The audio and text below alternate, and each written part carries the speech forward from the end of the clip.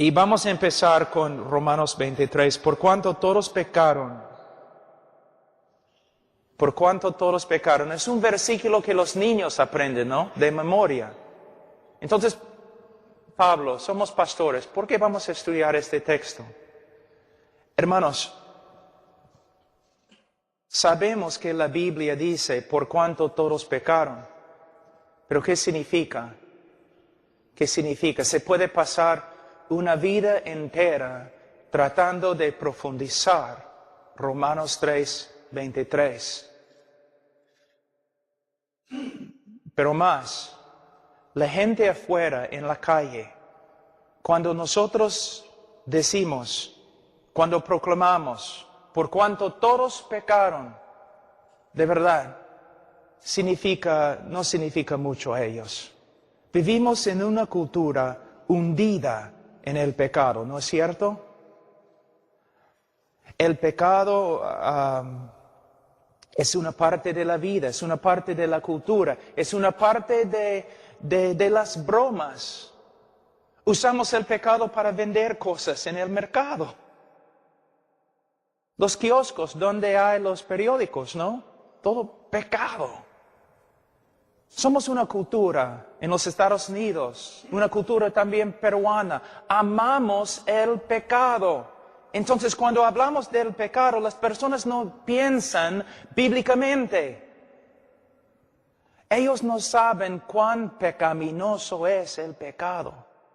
El mundo afuera no tiene ninguna idea cuán horrible es el pecado. Es el trabajo del predicador exponer las Escrituras, explicar cómo es el pecado y cómo reacciona Dios al pecado. No es suficiente simplemente decir, ¿sabe qué? Somos pecadores. Y a veces también nosotros como predicadores no tomamos en serio el pecado. A veces yo no observo a las personas cuando están practicando evangelismo. Y a veces, para ser amables, ellos dicen, ¿sabes qué? ¿No? Todos nosotros somos pecadores. Así, ligeramente. Mi mamá justo falleció de cáncer. Imagínense el médico cuando tiene que decir a mi mamá, señora, tienes cáncer. Imagínense él diciendo todo así. ¿Sabe qué, señora? Tienes cáncer. Qué feo, ¿no? Es una ofensa hablar así. De la misma forma, cuando nosotros como predicadores, cuando predicamos el Evangelio, nosotros tenemos que hablar del pecado, pero tenemos que saber cómo es el pecado ante un Dios santo. Pero para saber cómo es el pecado ante Dios, tenemos que conocer quién es Dios. Otra pregunta. ¿Cuántos meses has pasado solamente estudiando los atributos de Dios? ¿Cuántos años te has dedicado a estudiar solamente los atributos de Dios? Aún en las conferencias que tenemos, ¿no? Somos muy pragmáticos. Quiero saber cómo evangelizar. Quiero saber cómo hacer crecer una iglesia. Quiero saber cómo hacer esto. ¿Quién quiere conocer a Dios? Nosotros a veces, los evangélicos, funcionamos más como hombres de negocio que profetas. ¿Conoces a Dios?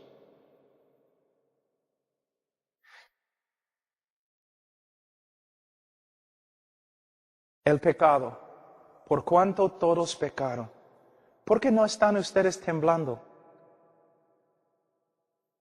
Los puritanos antes, o siempre decían, cuando el hombre peca, no peca contra el alcalde de un pueblo chiquitito. No peca contra el presidente de un país. Peca contra el Señor de la gloria. No hay no hay manera de explicar cuán asqueroso, feo, horrible es el pecado. Pero una de las tareas de un predicador es intentarlo. No solamente tenemos que proclamar a la sociedad, somos pecadores, o por cuanto todos pecaron. Tenemos que estudiar las Escrituras para que podamos presentar la evidencia cuán feo, horrible es el pecado y las consecuencias del pecado. Por eso, hermanos, tenemos que estudiar, tenemos que profundizar, tenemos que pasar toda nuestra vida estudiando las Escrituras para que podamos presentar las evidencias, explicar lo que la Escritura dice, por cuanto todos pecaron. Ahora, vamos a empezar. Hay que explicar lo que significa.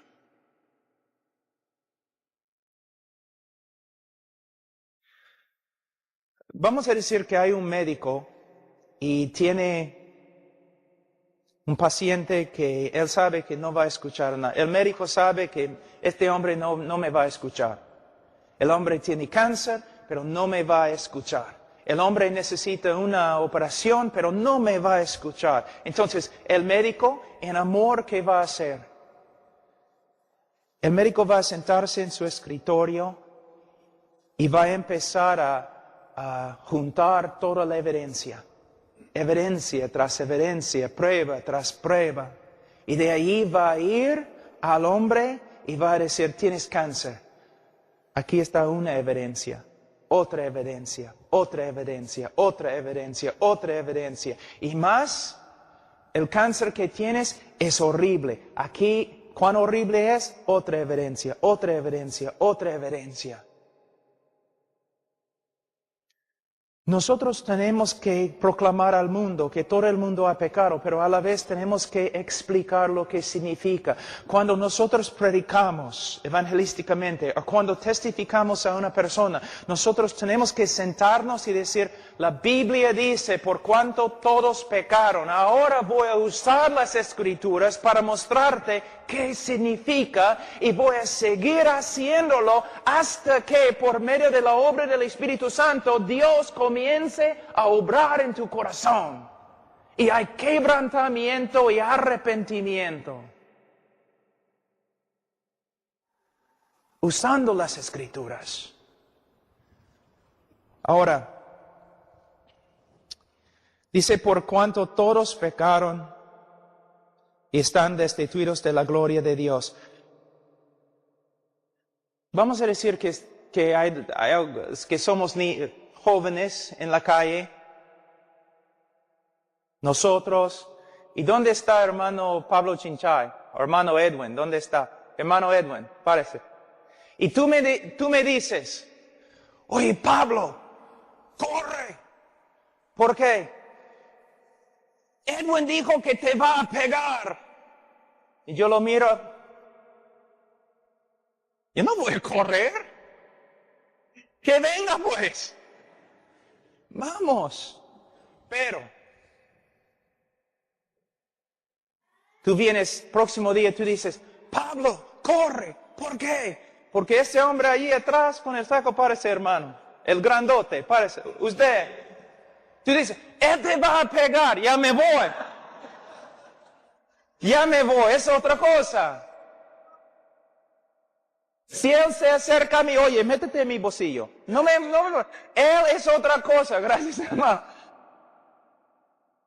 La gente en el día de hoy no tiene miedo del pecado porque no tiene miedo de Dios, porque no conocen a Dios, porque no estamos predicando a Dios, porque estamos tan ocupados como pastores que no tenemos tiempo para conocer a Dios.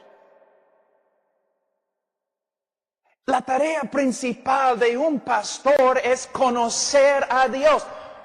Una pregunta, ¿cuándo es la última vez que pasaste meses, quizás un año, enseñando tu congregación con respecto a los atributos de Dios? ¿Ves? ¿Qué estamos haciendo? La doctrina más importante, la teología propia. la doctrina de Dios, los atributos de Dios. Una persona no puede entender cuán horrible es el pecado a menos que conozca quién es Dios. La mayoría de las personas tienen un Dios más o menos de este tamaño, que se puede meter en el bolsillo. No tiene miedo. Y no saben quién es. Ni en las iglesias evangélicas saben quién es Dios, porque no estamos predicando los atributos de Dios. Entonces, cuando decimos, por cuanto todos pecaron, ¿y qué? O predicamos acerca de Dios, pero no predicamos acerca de algunos de los atributos más importantes, como la santidad, como la justicia, como la ira de Dios, o como el aborrecimiento de Dios. Voy a darles un ejemplo. ¿Cuántos de ustedes han escuchado la frase, Dios aborrece el pecado y ama al pecador? Está bonito, ¿no? El único problema es herejía. No es lo que las Escrituras enseñan. Hay varios lugares a través de la Biblia donde dice que Dios aborrece al pecador. Y vamos a hablar de eso. ¿Ves? Muchas veces predicamos cosas que hemos escuchado de otros, sin investigar. ¿Es verdad? Suena bien, me parece bien, pero ¿de verdad es lo que la Escritura enseña? Voy a darles un ejemplo. Vamos a Salmos capítulo 5 un ratito.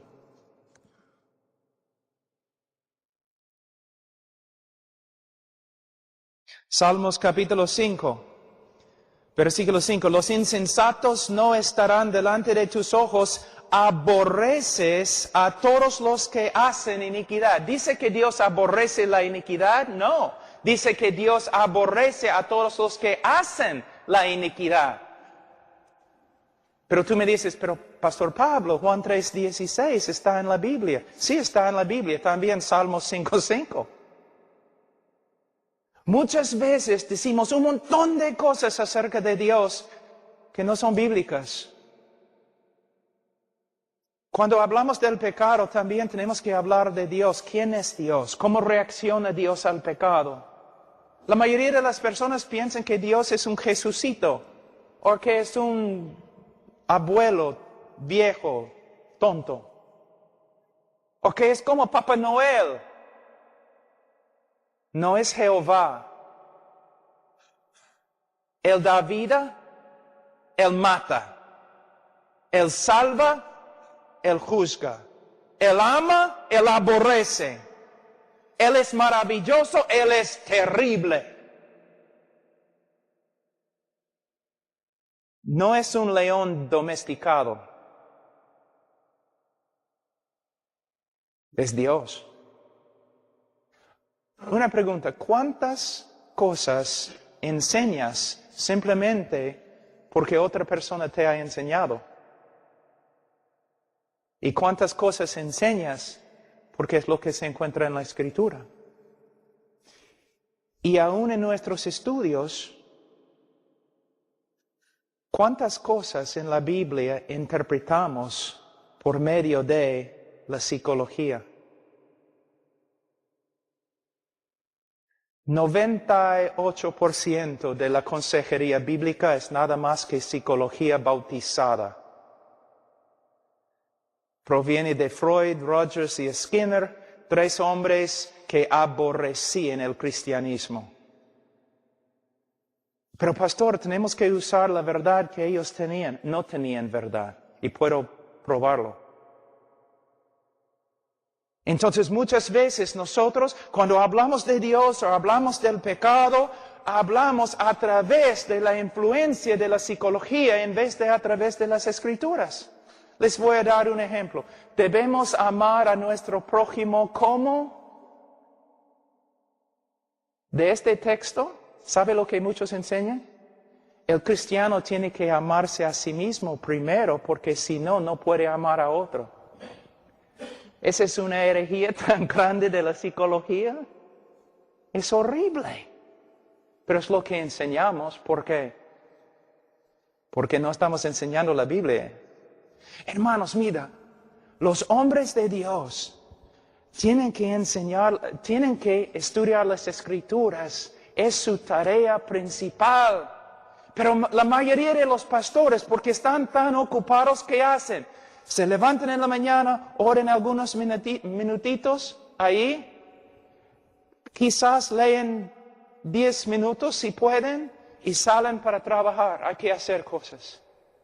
Vamos a una conferencia porque nos van a enseñar cómo evangelizar. Vamos a otra conferencia porque nos van a enseñar cómo hacer esto o cómo hacer esto.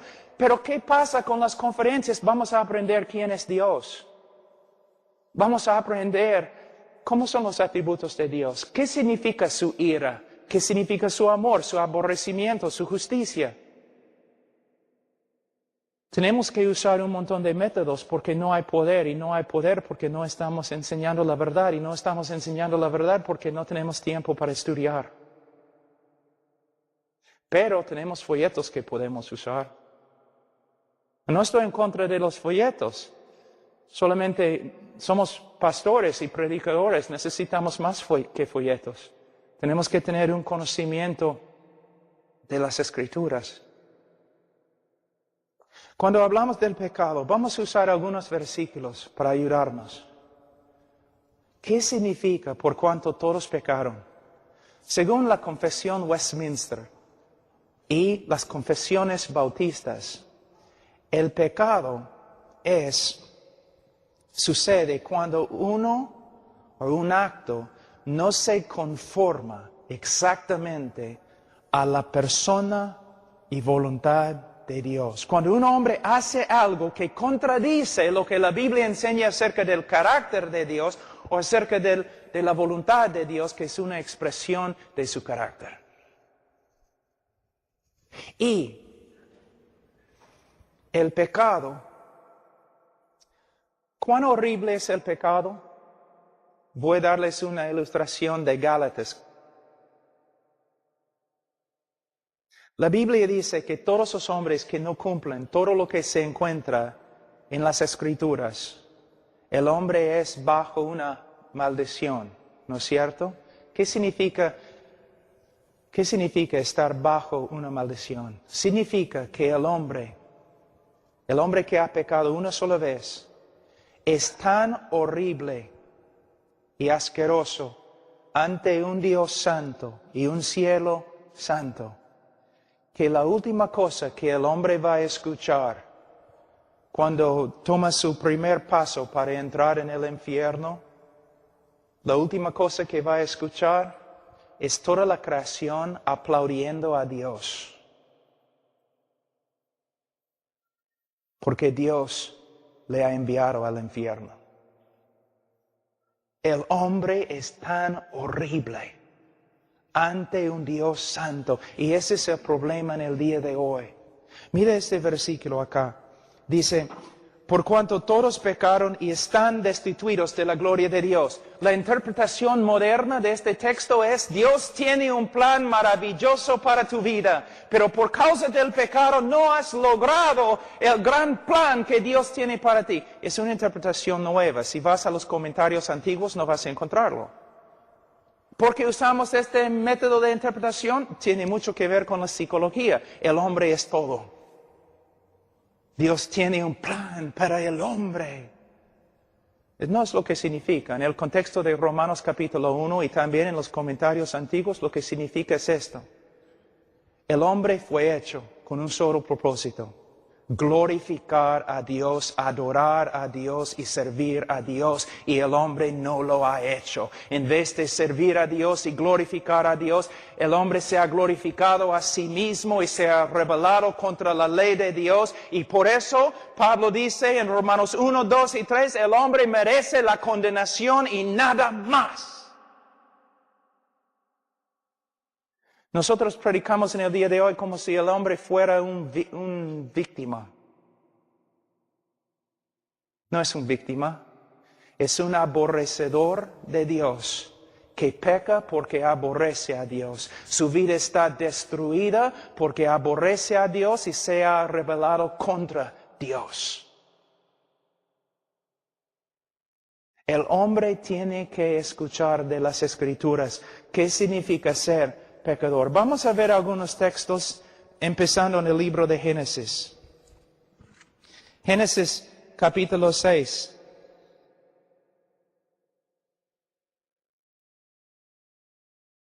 Versículo 5. Y vio Jehová que la maldad de los hombres era mucha en la tierra y que todo designio de los pensamientos del corazón de ellos era de continuo solamente el mal. ¿Cómo es el corazón del hombre? La Biblia dice así. Ahora, el corazón del hombre significa la esencia del hombre. Se refiere a todo lo que el hombre es. Corrupto totalmente. Una vez yo estaba predicando en una universidad y después de leer el texto, un joven se acercó a mí y dijo, no estoy de acuerdo con tu interpretación del texto. Y yo le dije, no interpreté el texto, joven. Lo leí nada más. Y él dijo, el hombre no es así, hay algo bueno en el hombre.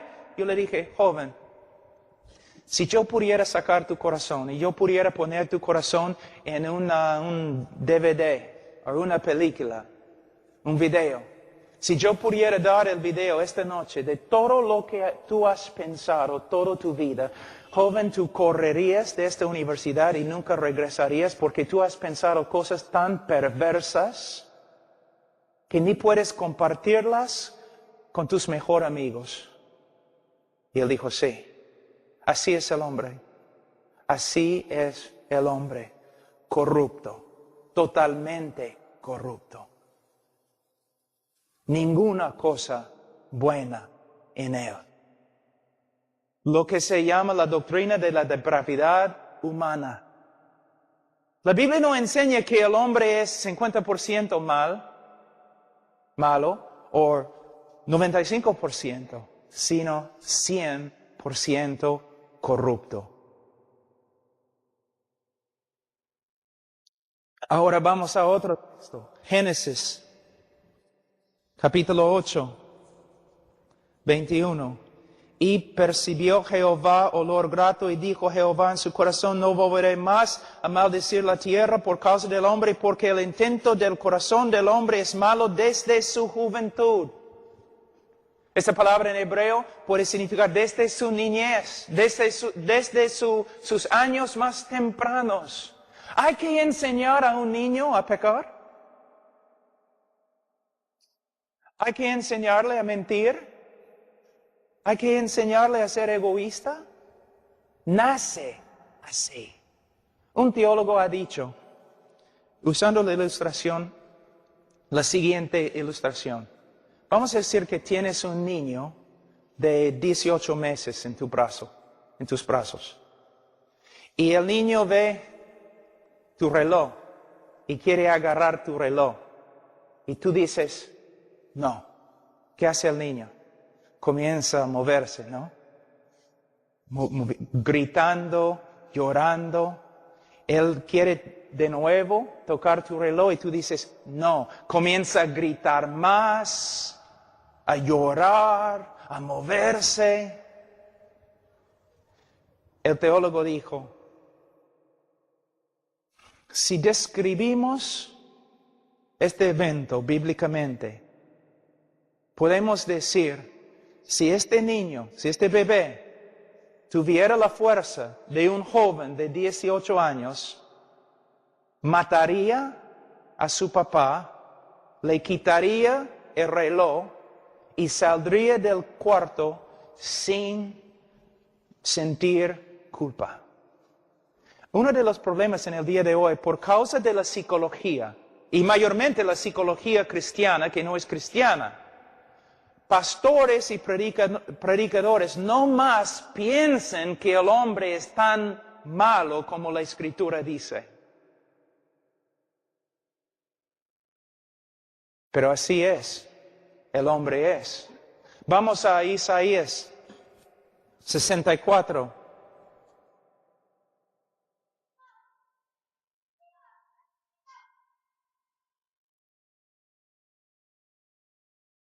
Versículo 6, si bien todos nosotros somos como suciedad y todas nuestras justicias como trapo de inmundicia. Imagínense un leproso acá. Un leproso. Cuando está sufriendo de la lepra, es horrible. Todo su cuerpo está pudrificando. Pero imagínense que nosotros queremos ayudarle, entonces vamos a Lima y compramos una tela muy fina y le vestimos al leproso en la tela fina, blanca que hemos comprado. ¿Qué va a pasar? En algunos minutos toda la contaminación de su cuerpo va a comenzar a pasar a la tela. Y la tela va a llegar a ser tan sucia como el hombre mismo. Esta es la razón por la cual el hombre no puede salvarse a sí mismo. Es la razón por la cual las buenas obras no salvan. Porque el hombre es totalmente corrupto. ¿Una vez has pensado por qué Hitler era así? ¿Una vez? ¿Es que él nació más pecador que tú? ¿O debemos culpar a la sociedad? ¿Por qué Hitler era peor que tú? Una vez has pensado, porque la Biblia dice que todos los hombres nacen igualmente depravados. ¿Te das cuenta? Entonces, ¿por qué no eres como Hitler? La Biblia enseña algo que no te va a gustar.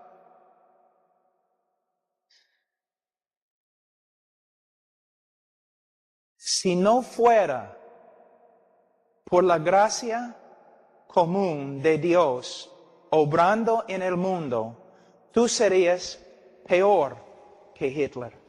Cada hombre en la tierra sería peor que Hitler. Aún Hitler fue restringido en su maldad por medio de la gracia de Dios. El asunto es cada uno de nosotros, mis hijos también, cada uno de nosotros sería tan horrible, más horrible que Hitler si no fuera por la gracia de Dios restringiendo nuestra maldad. Es como Dios, para preservar el mundo, para que pueda hacer una obra de salvación, para preservar el mundo, Dios ha restringido toda la maldad de toda la humanidad con su gracia común. De vez en cuando, según sus propósitos, como con Faraón, Dios quita su gracia y permite que uno salga como Hitler. Pero lo que tienes que entender y lo que todos los que escuchan tus prédicas tienen que entender es el hombre. Hitler es un ejemplo perfecto de cada uno de nosotros. Cuando ves un loco en la calle, es un ejemplo de cada uno de nosotros. Cuando ves un drogadicto que está matando a todo el mundo, es un ejemplo de todos nosotros. Mira, tengo una pregunta, o bueno, no es una pregunta aquí porque hay tantas nubes, pero cuando estás en la sierra, en la noche, ¿no? En la sierra, muy hermosa la noche. ¿Por qué? Las estrellas están por todos lados, ¿no es cierto? Pero tengo una pregunta. Mediodía, ¿dónde están las estrellas? ¿A dónde se fueron? ¿Dios las metió en una bolsa? ¿A dónde se fueron? Están ahí, ¿no es cierto? Pero no puedes ver las estrellas. ¿Por qué? Porque las estrellas se ven mejor cuando detrás de ellas hay solamente noche, negro, un cielo negro, donde no hay luz, no hay nada, y ahí las estrellas resplandecen, ¿no es cierto? Cuando yo quería casarme con Charo, yo fui a comprar un aro, y yo estaba buscando un diamante, y el hombre en la tienda me dio un diamante, un aro, y yo le pregunté, ¿dónde está el diamante? Él dijo, acá. ¿Dónde? Acá. Yo no podía verlo. Pero él echó una tela negra y puso el aro, ¿no? En la tela negra. Y de ahí yo podía ver diamante. De la misma forma, muchas personas no pueden ver la gracia de Dios, la belleza de la salvación de Dios, porque tú no estás pintando los cielos negro. La razón por la cual el predicador debe predicar acerca del pecado ¿Por qué? Cuando tenemos un trasfondo negro del pecado del hombre, allí, de esta escena, resplandece la gracia de Dios como las estrellas en la noche. Y nosotros no estamos demostrando amor o compasión ni nada cuando no predicamos acerca del pecado del hombre. Mira, voy a mostrarles algo en Romanos capítulo 3. Romanos capítulo 3. Me imagino que ustedes han estudiado el texto muchas veces, pero los primeros tres capítulos del libro de Romanos tienen todo que ver con el pecado del hombre. ¿Qué está haciendo el apóstol Pablo? Bueno, a veces yo escucho a los predicadores diciendo, el Señor no me ha dado un ministerio de condenación, sino salvación. Están malinterpretando lo que Pablo dijo, porque en los primeros 3 capítulos de Romanos, Pablo tiene un solo propósito, condenar todo el mundo. ¿Te das cuenta? Antes que escriba Pablo acerca de la salvación en Cristo, antes él pinta un cuadro horrible acerca del hombre. Y termina en versículo 10 de capítulo 3, como está escrito, no hay justo ni aun uno, no hay quien entienda, no hay quien busque a Dios, no hay quien haga lo bueno. Y termina diciendo en versículo 19, pero sabemos que todo lo que la ley dice, lo dice a los que están bajo la ley, para que toda boca se cierre y todo el mundo quede bajo el juicio de Dios. Pablo estaba escribiendo con un solo propósito. Él quería capturar al hombre, encerrar el hombre, encarcelar el hombre. De una forma para que el hombre no pueda escapar. No puede escapar. Cuando nosotros evangelizamos o predicamos diciendo, ¿sabe que eres pecador? Ese es solamente el comienzo del trabajo. Sí, pastor, todos son pecadores, ¿no? Las personas hablan así porque no quieren sentirse a solas. Sí, todos nosotros somos pecadores, como si fuera a ayudar. Decimos, mira, la Biblia dice, por cuanto todos pecaron. Ahora, voy a explicarte lo que significa. No con un espíritu crítico, no con orgullo, no con enojo, quizás con lágrimas. Voy a explicarte lo que eres ante Dios. Muchas veces cuando hablo con personas, pero yo soy así porque mis padres o porque la sociedad o tú no entiendes las pruebas. No. Todo lo que estás diciendo, amigo, es una mentira. Tu vida es así porque tú eres un pecador. Todo lo que ha pasado es tu culpa. Ahora vamos a empezar. Eso es lo que dice Dios acerca de tu condición. Eso es lo que dice Dios acerca del pecado. Eso es lo que Dios dice acerca de tu rebeldía. Esto es lo que Dios dice acerca de ti, acerca de mí, acerca de todos. Y hablando del pecado, hasta que empecemos a ver quebrantamiento, arrepentimiento, humildad, algo. Mira cómo evangelizamos en el día de hoy. Como predicadores no estamos buscando casi nada. Solamente, ¿estás de acuerdo? ¿Sí? ¿Quieres ir al cielo? ¿Estás de acuerdo? ¿Sí? ¿Quieres recibir a Cristo? ¿Estás de acuerdo? Sí, ya, entonces está bien. No, como predicadores, nosotros nos sentamos con la gente. Ahora explícame. ¿Entiendes lo que te dije? ¿Sí? O los evangelistas que hacen preguntas que saben que los oyentes pueden contestar. Pero no, explícame, ¿qué significa ahora que eres pecador? De lo que te mostraron las Escrituras, muéstrame cómo responde Dios a tu pecado. Y esperando, viendo, mirando, observando. ¿El Señor está obrando en su corazón? ¿Hay arrepentimiento bíblico? ¿Tiene un corazón contrito? En vez de simplemente pasar por cada etapa evangelística y de allí pronunciarlo, salvo. Ahora, dice, por cuanto todos pecaron, están destituidos de la gloria de Dios.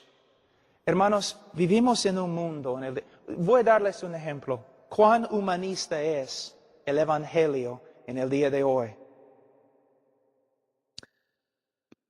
Dios hace todo lo que hace para su propia gloria. Dios hace todo lo que hace por causa de su amor para con sí mismo. Dios se ama a sí mismo más que todo lo demás. ¿Qué piensas? Vivimos en un mundo en el día de hoy. No, pastor, Dios ama al hombre más que todo. ¿De verdad? ¿Desde cuándo? ¿Dios ama al hombre más que todo? No. Si tú amas algo más que a Dios, ¿cómo se llama? Idolatría.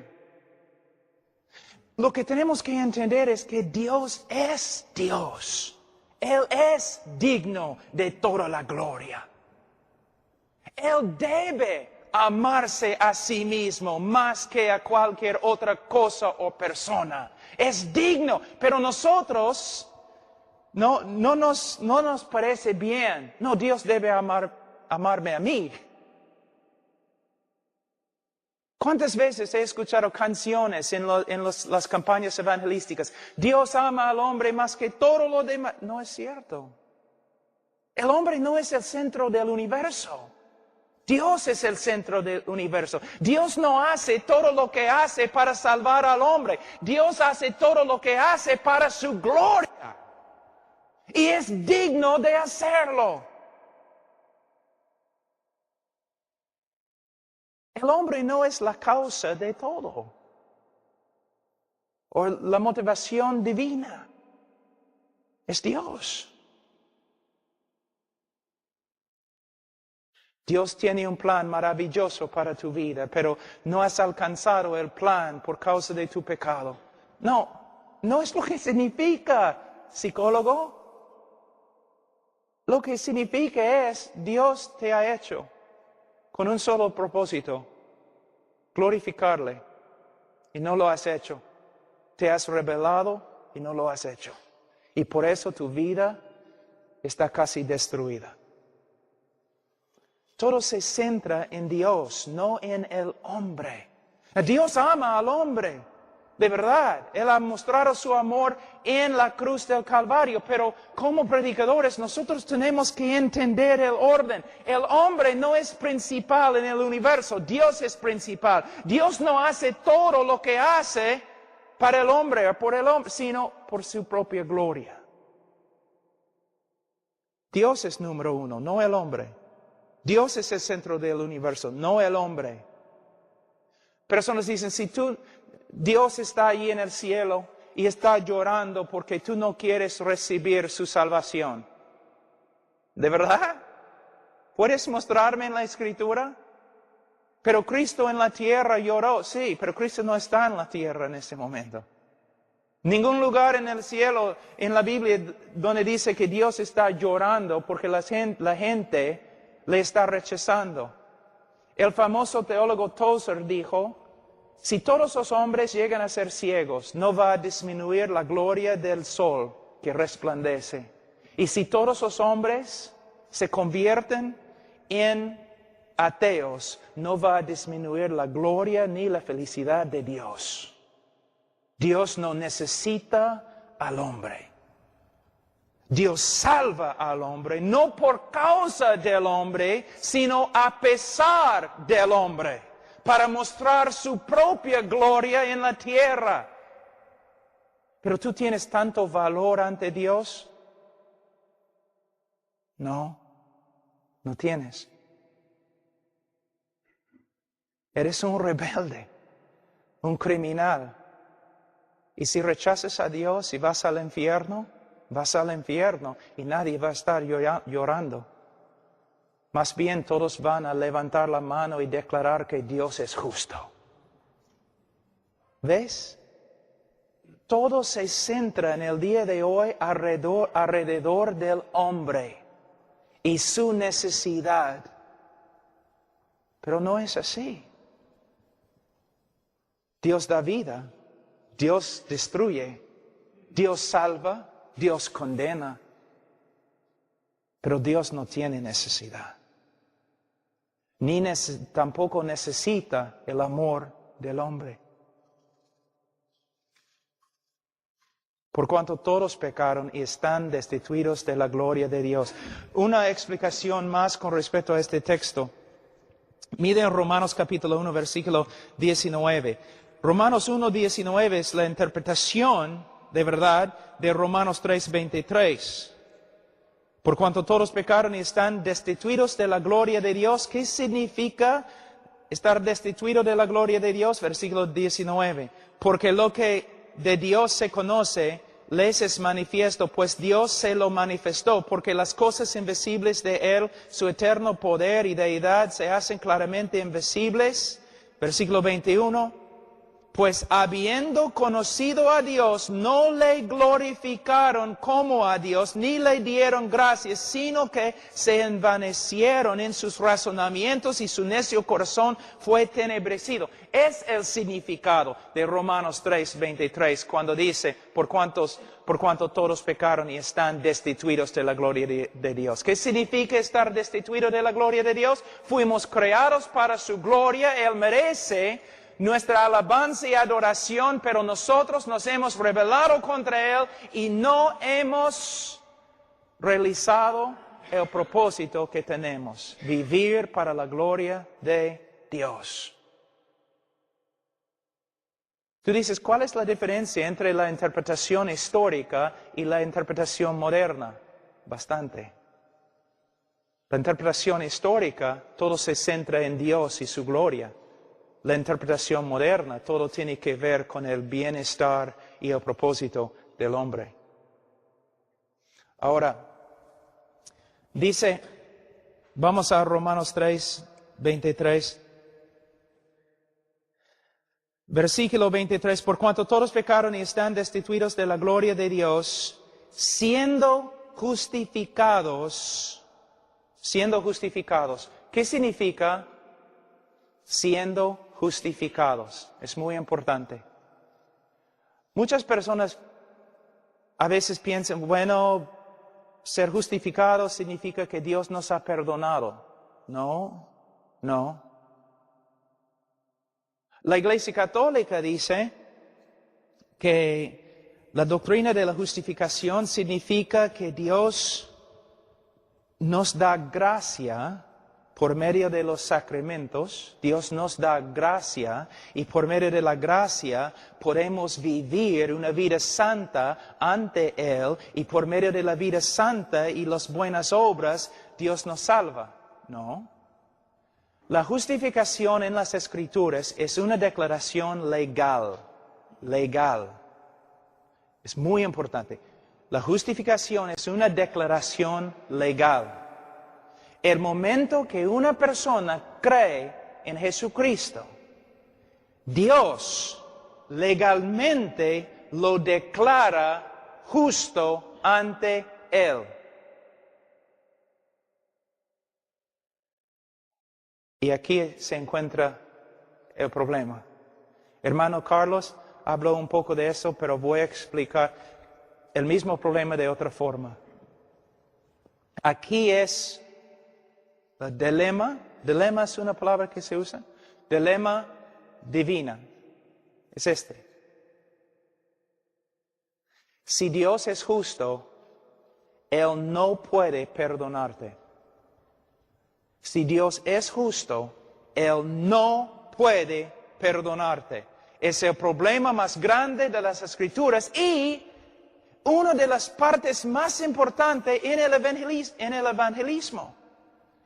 Nosotros decimos a las personas, Cristo tuvo que morir, ¿sabes por qué? Bueno, por causa de mi pecado, sí. Pero todavía no hemos llegado a la respuesta. Cristo murió. ¿Por qué? Por causa de nuestro pecado. Sí, pero ¿por qué fue necesario que muriese por nuestro pecado?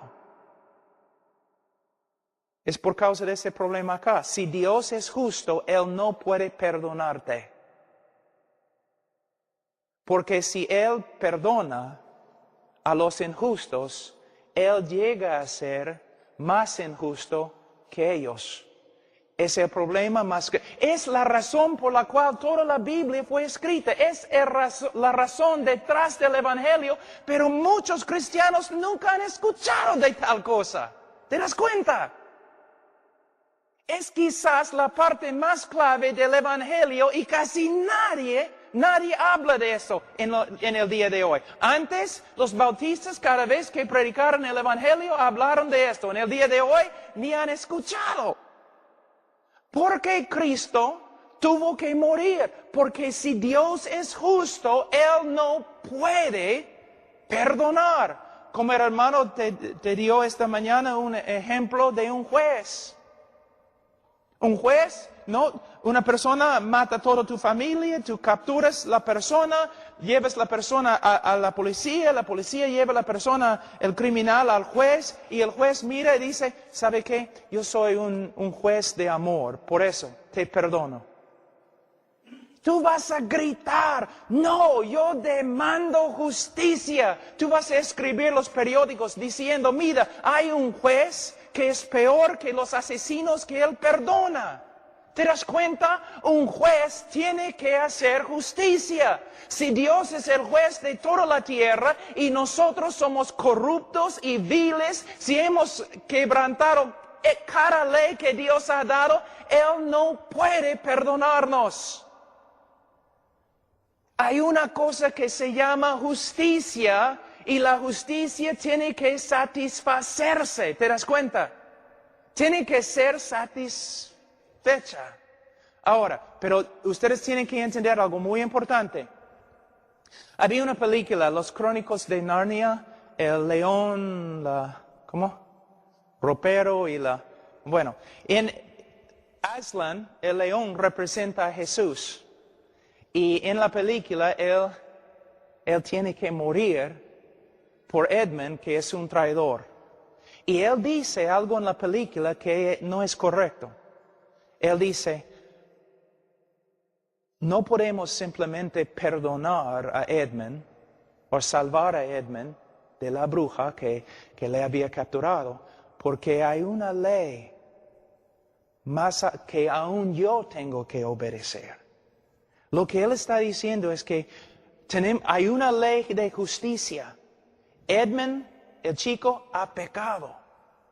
Yo no puedo simplemente recibirlo de nuevo. Hay una ley de justicia que tengo que satisfacer antes que yo pueda recibirlo de nuevo. Pero en la película es herejía. ¿Por qué? Está diciendo que hay una ley más alta que Dios y Dios tiene que satisfacer la justicia, la ley de justicia que es más grande que Él antes que Él pueda actuar. No es cierto.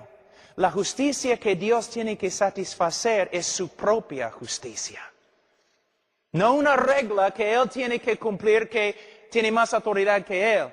Dios no puede ser inconsistente. Por ahí. Mira, voy a darles un ejemplo. ¿Una vez has escuchado a un predicador diciendo esto?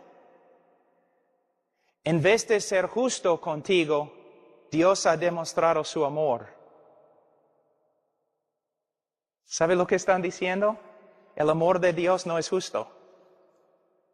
En vez de ser justo contigo, Dios ha mostrado su amor. Está diciendo que el amor de Dios es injusto. No, Dios tiene que ser justo cuando manifiesta su amor. Él no puede pasar por alto la justicia. Su justicia demanda que mueras. Él tiene que satisfacer su propia justicia antes que pueda perdonarte. Eso es lo que significa la cruz. Pero me imagino que hay algunos de ustedes que nunca han escuchado tal cosa. Pero es de verdad el centro del Evangelio.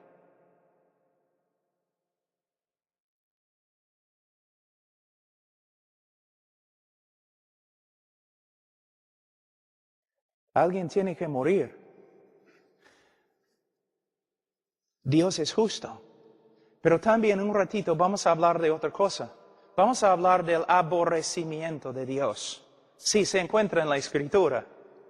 ¿Cuándo es la última vez que escuchaste una prédica sobre el aborrecimiento de Dios?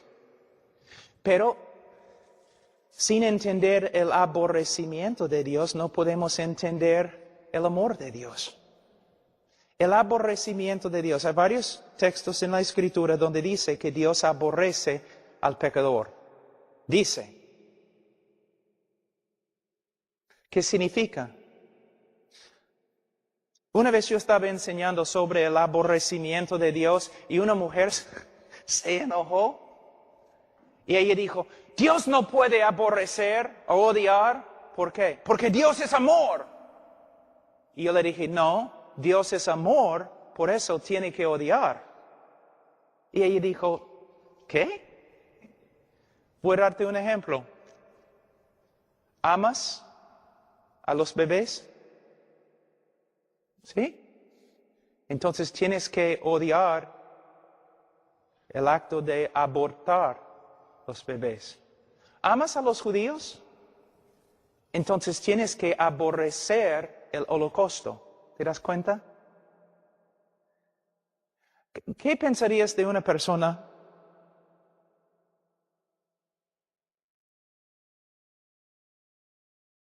que tú estás leyendo el periódico, ¿ya? Y hay un hombre que ha violado como 15 niños. Y tú dices, caramba. Y tú muestras a uno, mira lo que ha pasado. Este hombre ha torturado y violado 15 niños, pequeños chibolos, así. Y el hombre dice, bueno, no sé, yo soy más o menos neutral. ¿Qué vas a pensar? ¿Vas a pensar que es un hombre moral? No. Un hombre moral cuando lee en el periódico que otro hombre ha violado 15 niños, el hombre si es moral, ¿qué va a hacer? Va a enojarse, ¿no es cierto? Va a enojarse. A veces yo escucho a los predicadores dicen, Dios no es un Dios enojado. ¿De verdad? ¿Qué dice el libro de Salmos? Dios está enojado todos los días. ¿Y por qué? Porque todos los días un Dios santo y justo y lleno de amor está viendo la destrucción de su creación. Está viendo las perversidades y los pecados y rebeldías de los hombres. Todos los días Él está viendo las mentiras y los asesinatos. ¿Ves? Si Él es santo, si Él es justo, Él no puede ser neutral con respecto al pecado o al pecador. Él viene, Él dice, con venganza y ira. El enojo, el aborrecimiento de Dios. Cuando Dios dice que un pecador es una abominación, ¿qué piensas? ¿Qué está diciendo? ¿Que es una abominación para la creación? No, para Dios es una abominación. Dios abomina a esta persona. Él aborrece a esta persona. Entonces, si todos los hombres han pecado y todos los hombres están bajo la ira de Dios, si Dios aborrece a todos los que hacen la iniquidad, entonces, ¿cómo puede Dios amar al hombre? Es una buena pregunta. Vamos a usar este hermano, Vamos a decir que Él representa a nosotros nuestro pecado, nuestras abominaciones y todo lo demás. Y aquí tenemos un Dios santo y justo. Un pecador tan vil puede motivar a un Dios santo para que le ame. ¿Cómo va a reaccionar un Dios santo al pecado del hombre? Cuando a través de toda la Escritura podemos ver Dios diciendo, por causa de su pecado les voy a condenar, por causa de sus pecados les voy a juzgar, por causa de sus pecados les voy a destruir. Entonces el hombre pecador no puede motivar el amor de Dios. Dios no ama por causa del hombre. Él no ama por causa del valor del hombre. Dios ama solamente porque Dios es amor. Y Él ama para demostrar su propia gloria, para su propia gloria y propia alabanza. La motivación de amar al hombre no viene del hombre, sino viene de Dios mismo. Tenemos un montón de personas caminando en la tierra que se creen merecedores del amor de Dios. ¿Te das cuenta? Y nosotros, predicando la psicología, están diciendo, claro que sí, Dios te ama porque tú eres su creación y todo lo demás. Y no hablamos de lo que la Escritura dice. La Biblia dice, hermanos, que el hombre es pecador. ¿Cuántas veces pecaron Adán y Eva antes que fueran echados fuera de la presencia de Dios? Una sola vez. Por medio de un solo pecado, Dios hundió toda la creación en condenación. Tú has pecado muchas más veces que Adán y Eva. ¿Cómo puede? Si Dios va a destruir una tierra entera por causa del pecado, ¿cómo va a tener una relación contigo? Lo que tenemos que ver es que el hombre es pecador, Dios es santo y justo, y si Dios es santo y justo, ¿cómo va a perdonar a un hombre? Aquí es otra manera de verlo.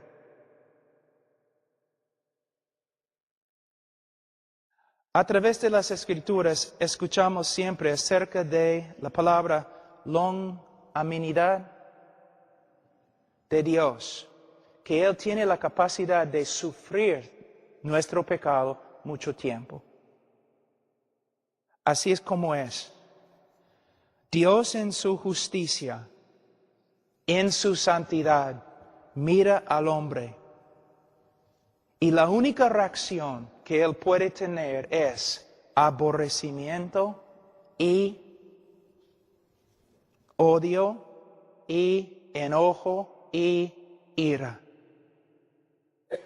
Pero por causa de su propia naturaleza y para su propia gloria, Dios puede actuar a favor de los objetos de su odio.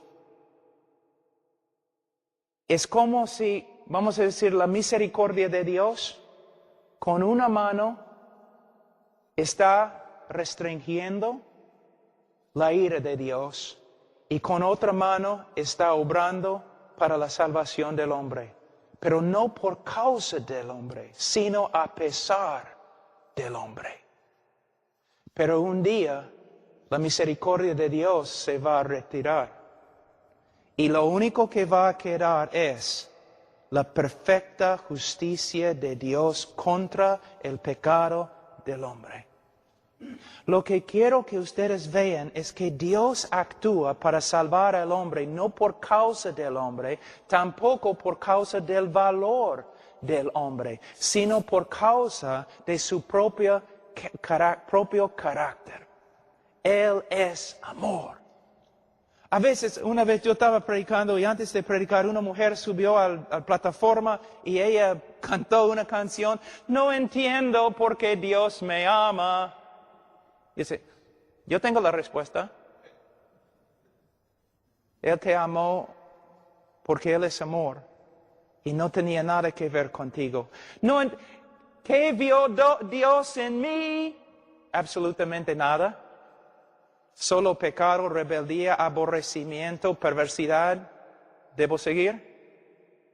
O la canción, no entiendo por qué Dios, ¿cómo se dice en castellano?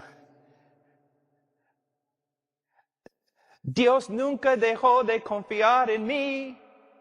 Él nunca confió en ti. Él confió en sí mismo y su poder de cambiarte. Dios, sí, cuando vemos cuán horrible es el hombre, cuando el hombre llega a ser menos y menos y menos y menos, Dios llega a ser más y más y más y más. Cuando predicamos que el hombre es el centro del universo y Dios no va a estar feliz a menos que el hombre se salve, entonces el hombre es grande, Dios es pequeño. Cuando predicamos a los pecadores, pecador, eres pecador. Mereces el juicio de Dios, mereces la ira de Dios, pero Dios, en su amor, no un amor que tú has sacado de Él.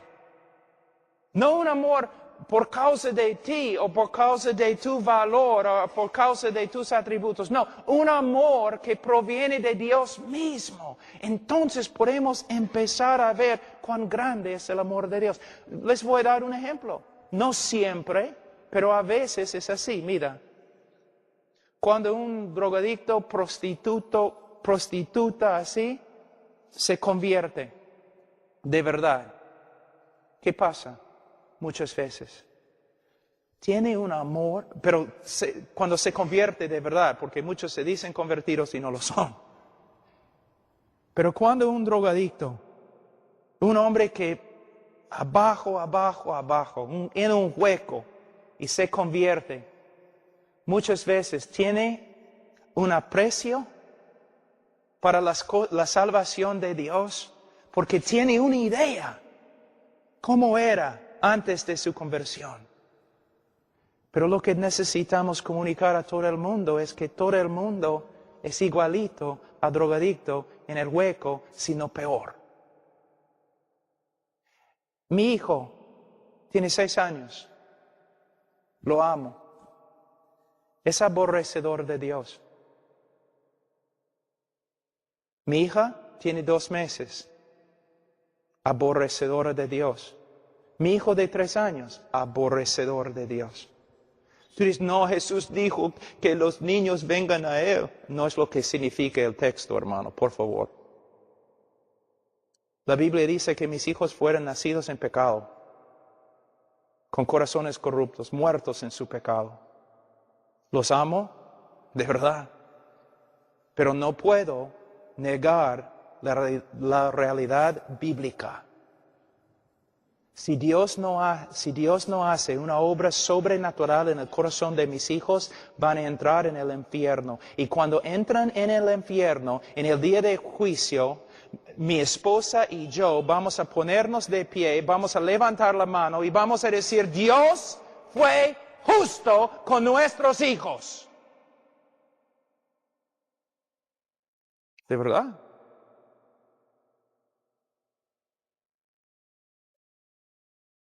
Pero ojalá que se conviertan.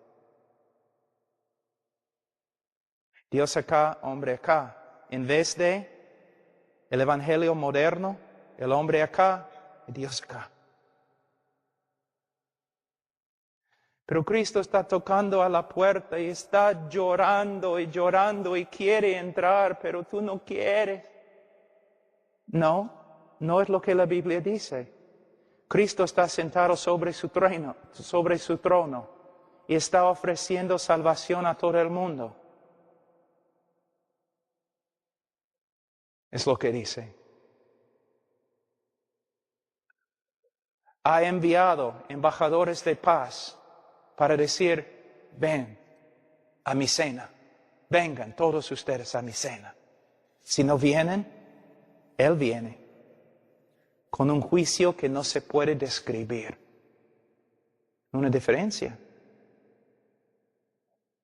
Una diferencia.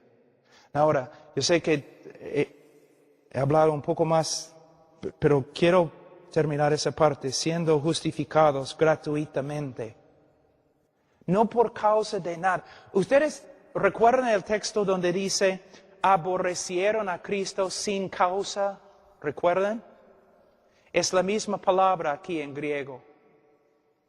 Él nos justificó sin causa. No le dimos ninguna causa, sino lo contrario.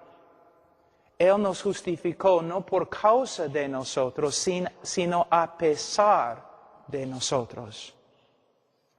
Él nos declaró legalmente justo ante Él, aunque no éramos justos ante Él. Y Él podía hacerlo solo por medio de la muerte de Cristo en la cruz del Calvario. Ahora, de nuevo, estoy un poco triste porque es tan difícil para mí comunicar esas cosas en español.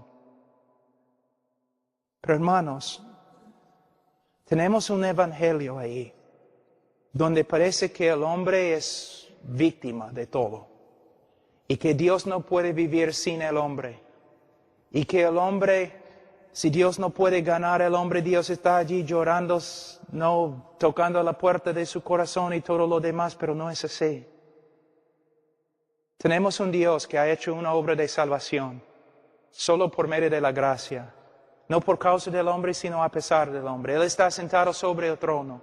Él ha enviado embajadores de paz para decir a todo el mundo, vengan ustedes a mi cena. Si no vienen, hay juicio. Y Él puede salvar al hombre solo por medio de la cruz del Calvario, solo por medio de la cruz. Pero en la cruz, en la próxima lectura lo que vamos a estudiar es lo siguiente. En la cruz, algo ha sucedido que muchos no entienden. Voy a terminar con esto. Yo estaba en Rumania hace como 4 años. Yo estaba predicando en un seminario de los alemanes. Y después de predicar fui a la biblioteca y yo estaba mirando, tratando de encontrar un libro que yo podía leer. Y encontré un libro que se llamaba La Cruz de Cristo. No era el libro de John Stott, sino de otro. Entonces saqué el libro y empecé a leer. Aquí es lo que encontré en el libro.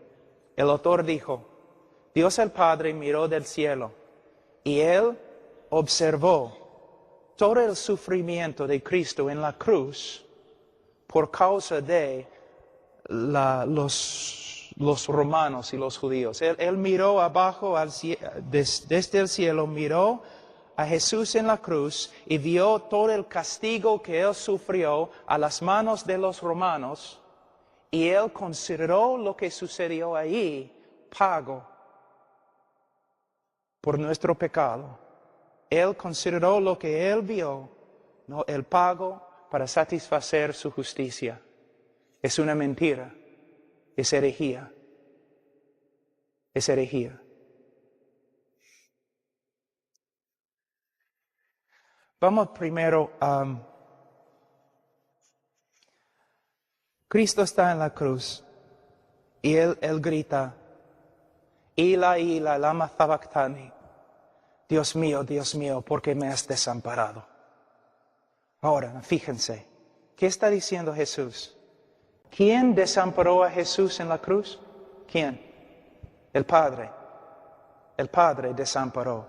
La palabra también significa abandonó, rechazó. Es una palabra muy fuerte. Muchos predicadores dicen, Dios miró desde el cielo y miró a su Hijo y Él no podía soportar ver el sufrimiento de su Hijo y por eso simplemente no podía ver. Es una mentira, no es lo que la Escritura dice, es una mentira. La Biblia dice que Dios no podía mirar a su Hijo y desamparó a su Hijo.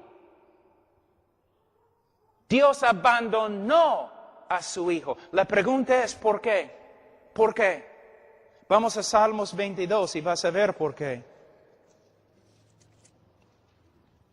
Salmos 22. Versículo 1. Dios mío, ¿por qué me has desamparado? ¿Por qué estás tan lejos de mi salvación y de las palabras de mi clamor? Es su queja. Dios, ¿por qué me has desamparado? El Mesías en la cruz está clamando a Dios, ¿por qué me has desamparado? Versículo 2. Dios mío, clamo de día y no respondes, y de noche no hay para mí reposo. Da un argumento ahí en versículo 4. En ti esperaron nuestros padres, esperaron y tú los libraste, clamaron a ti y fueron librados, confiaron en ti y no fueron avergonzados. Cristo está diciendo, en toda la historia de Israel, cuando un hombre justo clamó a ti, tú lo salvaste. Pero yo, tu Hijo, tu Mesías, yo clamo desde la cruz, pero me has desamparado. ¿Por qué? La respuesta, versículo 3. Pero tú eres santo, versículo 6, mas yo soy gusano y no hombre. Dios desamparó a su Hijo en la cruz, porque en la cruz su Hijo santísimo llegó a ser pecado, la cosa que Dios aborrece y condena. En los folletos que tenemos dice que Dios está acá y el hombre está acá y Dios no puede pasar al hombre y hay una gran separación entre los dos. Para cerrar la separación, alguien tenía que morir fuera de la presencia favorable de Dios. Alguien tenía que morir condenado de Dios. Desde el comienzo de la creación y antes de la creación, Dios el Padre, Dios el Hijo, Dios el Espíritu Santo existieron en un compañerismo absolutamente perfecto y lleno de gozo. Una comunión perfecta, pero la primera vez en la cruz la comunión se destruyó porque el Hijo amado de Dios llevó nuestro pecado y Dios ni podía mirar a su Hijo porque Él llegó a ser pecado y más, Él llegó a ser una maldición ante Dios, una abominación de Dios. Tú eres una abominación ante Dios, antes de tu conversión eres una abominación ante Dios. Para salvarte alguien tenía que morir en tu lugar como una abominación, una maldición. Cristo cuando llevó nuestro pecado, su comunión con Dios fue destruida porque Él había llegado a ser pecado y Dios ni puede mirar el pecado. Él llegó a ser una maldición. Mira en Gálatas capítulo 3 muy rápido. En Gálatas capítulo 3,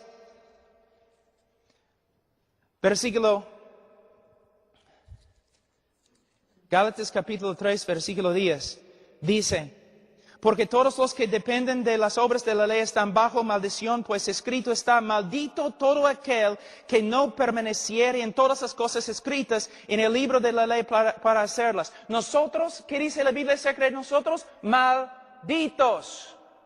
Malditos ante Dios por causa de nuestro pecado. Pero ¿qué pasa? Versículo 13, Cristo nos redimió de la maldición de la ley, hecho por nosotros maldición.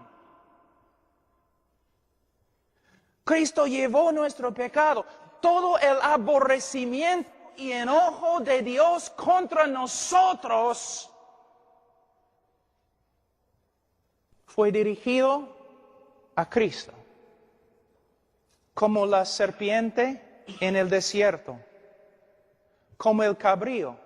Los judíos salían, pusieron las manos sobre el cabrío, simbólicamente, ¿no? Pasando su pecado, el pecado del pueblo, sobre el cabrío. Un cabrío muere, el otro cabrío sale fuera de las puertas de la ciudad, cortado de la comunión con Dios y el pueblo de Dios. Salió al desierto para morir, para salvarte. Tú mereces pasar toda la eternidad fuera de la presencia favorable de Dios en el infierno. Para salvarte, alguien tiene que morir bajo la ira de Dios, cortado de la presencia favorable en tu lugar. Es lo que Jesús hizo. Y en la cruz, ¿qué pasó? Aquí es lo que tienes que entender. Escúchenme, pastores. Cristo está en el huerto, ¿no?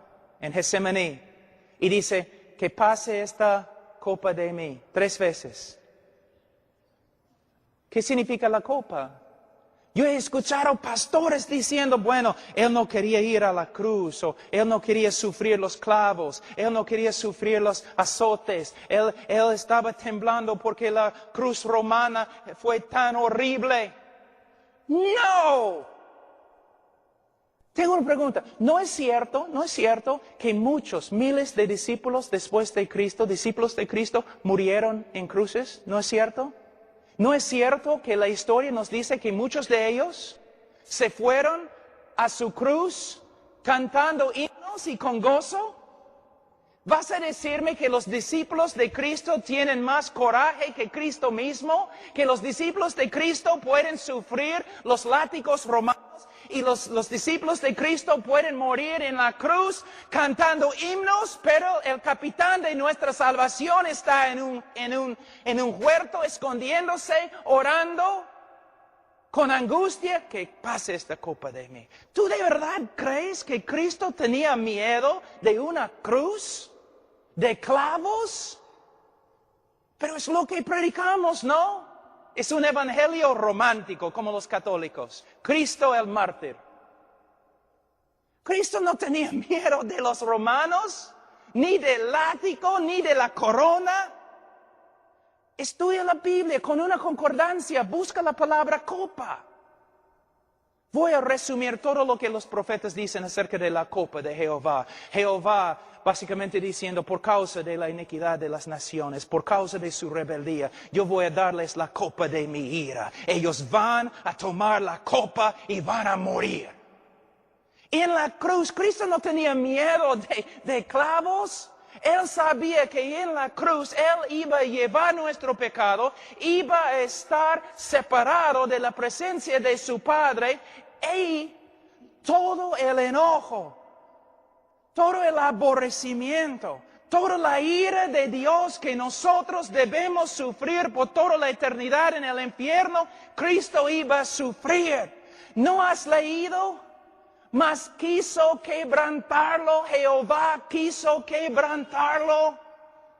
Alguien tenía que morir aplastado, quebrantado bajo la ira de Dios, separado de la presencia favorable de Dios. Allí es el evangelio, allí se encuentra el poder de la cruz. En la cruz Dios quebrantó, derramó su ira sobre su propio Hijo para salvarte a ti de su ira.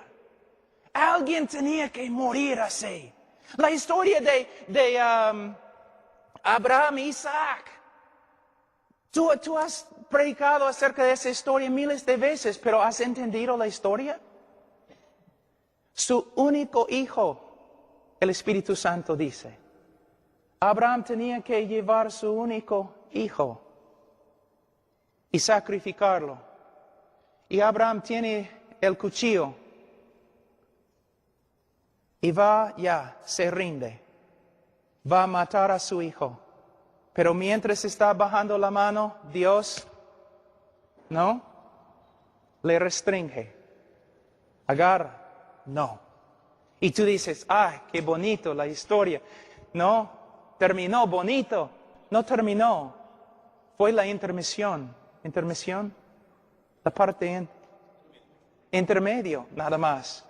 Porque miles de años después, Dios agarró el cuchillo, puso su mano sobre la cabeza de su único Hijo Jesucristo y lo mató. ¿Una vez has predicado eso? Sí, mayormente las personas en tu iglesia creen que Cristo murió mártir, que los romanos copiaron, pegaron a Jesús, y siempre tú estás hablando de cómo los romanos copiaron a Jesús, cómo sufrió a las manos de los romanos, pero la iglesia no entiende. No somos salvos porque los romanos pegaron a Jesús. Somos salvos porque en la cruz Él llevó nuestro pecado y toda la ira y castigo y justicia de Dios que nosotros merecemos. todo eso cayó sobre su hijo. Dios quebrantó a su propio hijo. Y cuando su hijo murió, Él satisfizo una vez para siempre la justicia de Dios. Y ahora Dios puede justificar el pecador y a la vez ser justo, porque Él satisfizo su justicia en la cruz del Calvario. El problema resuelto. Y la mayoría de los cristianos en Perú nunca han escuchado tal cosa.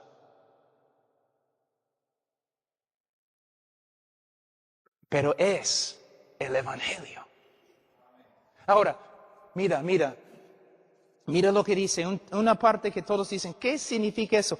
Versículo 25, a quien Dios puso como propiciación por medio de la fe en su sangre para manifestar su justicia. ¿Por qué Dios tiene que manifestar su justicia? ¿Por qué Dios tiene que demostrar su justicia? A causa de haber pasado por alto en su paciencia los pecados pasados, con la mira de manifestar en este tiempo la justicia, su justicia, a fin de que Él sea el justo y el que justifica al que es de la fe de Jesús. Ahora, esta parte es tan importante. En un sentido, la cruz justifica al pecador, ¿no es cierto?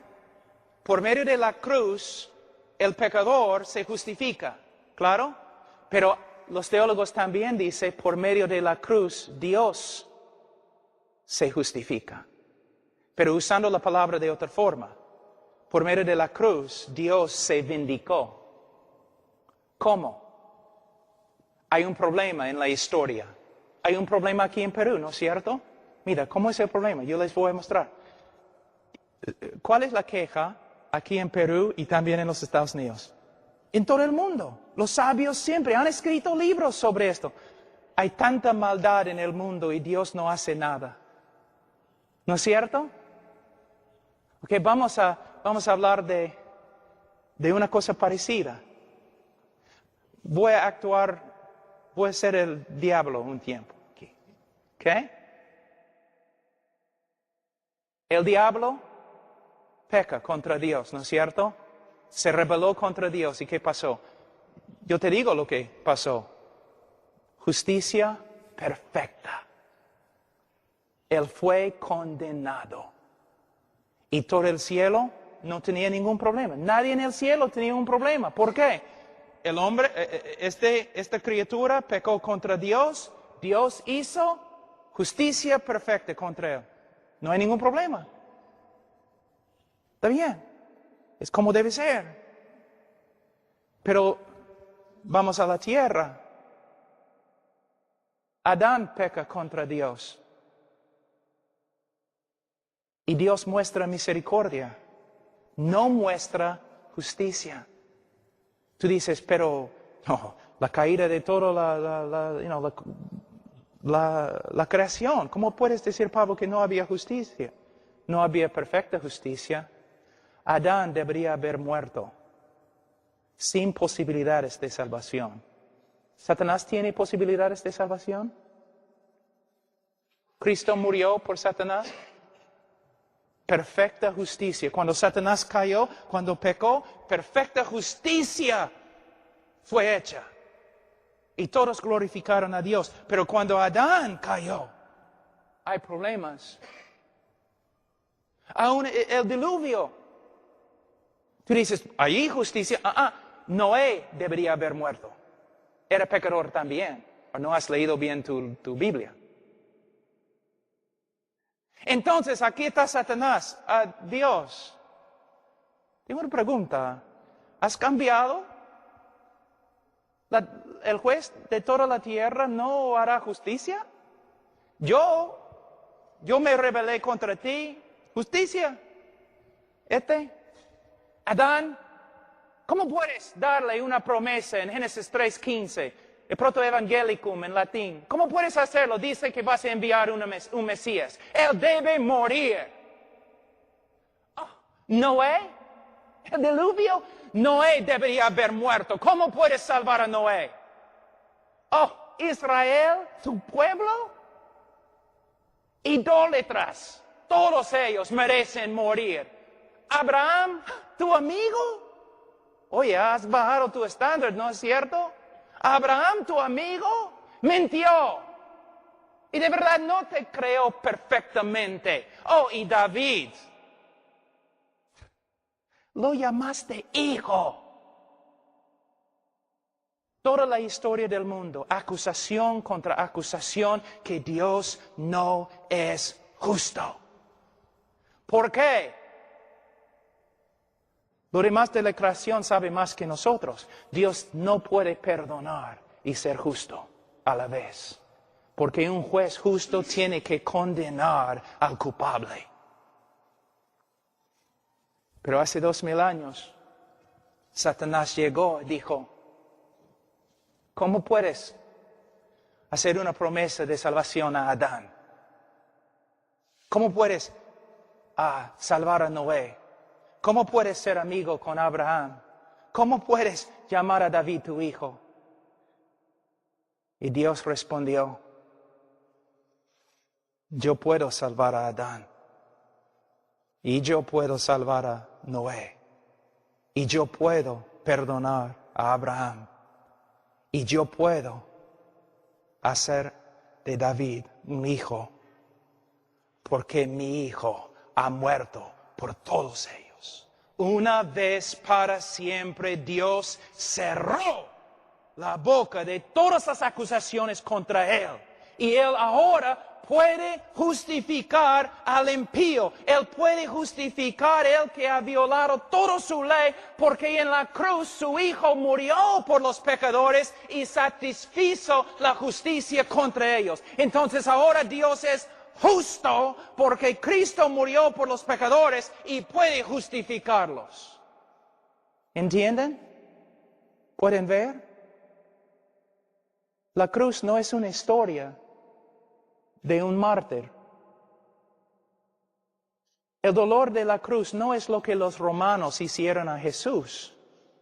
El dolor de la cruz es que el Padre desamparó a su propio Hijo y lo quebrantó bajo su propia ira. Y cuando lo hizo, satisfizo una vez para siempre la justicia. Eso es lo que significa el Evangelio. Esto.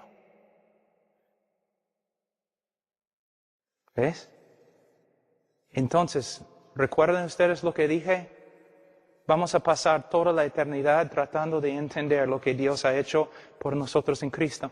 Tú pensaste, ¿no? Yo entiendo el Evangelio. ¿Por qué van a predicar sobre el Evangelio?